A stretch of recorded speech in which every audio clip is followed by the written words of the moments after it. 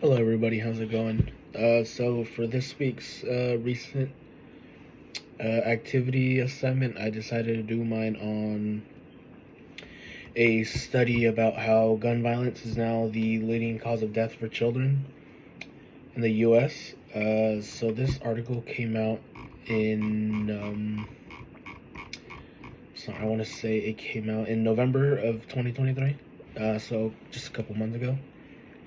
So they talk about how gun violence is now the leading cause of death for children, and this study is mainly focused in Washington D.C. So they mentioned that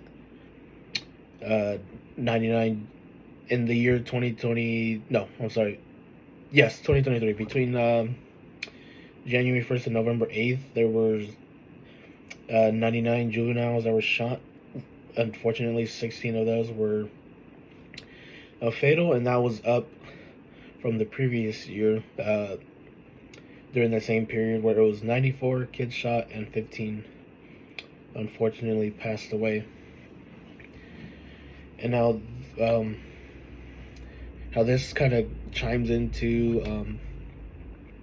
module 2, it talks about how some of these gun violence uh, events can have a kind of psychological effect on either the victims or the victims' families, just because this whole idea of a kid getting shot is such a traumatic thing to experience. So some of the numbers that they talk about say that of those children and adolescents who survive firearm injuries, about 68% of them saw an increase in psychiatric disorders within the first year following their gunshot injuries. And also talks about how some of the victims' families, like moms, dads, also saw a 30% increase in mental health disorders, and at least 15% of those saw an increase in substance abuse disorders as well. I know it's just such a traumatic thing to experience. I couldn't imagine, seeing some of my younger family members with the gunshot wound. I wouldn't be able to. I feel like it would be it's just such a crazy concept that there's children and other young people getting gunshot wounds, or getting treated for gunshot wounds, and it's just such a crazy concept to think about. And yeah, it also talks about when children die of gunshot wounds, that the percentage of the increase in mental health and substance abuse in parents and siblings of those who died just skyrocket. The numbers go way up.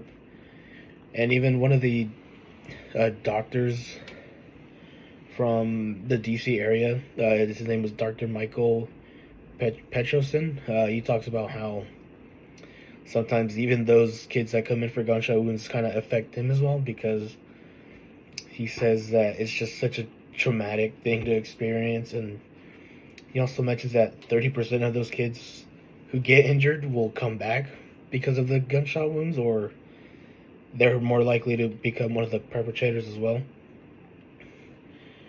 And it's just such a traumatic thing to experience. And even some of the quotes in the article mention how trauma will carry on your entire life, no matter how old you are. This sticks with you forever. And they really say that grief does not have an expiration date. So yeah, that's pretty much it for this article. I know, kind of adding on to the whole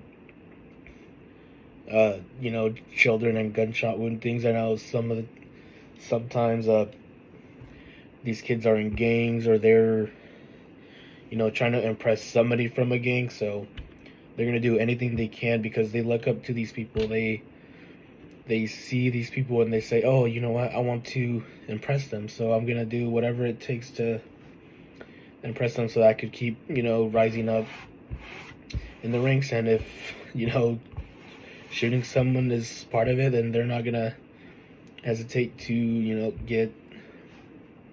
they're not gonna hesitate to go ahead and do that. So, yeah, that's pretty much it. Thank you guys for listening.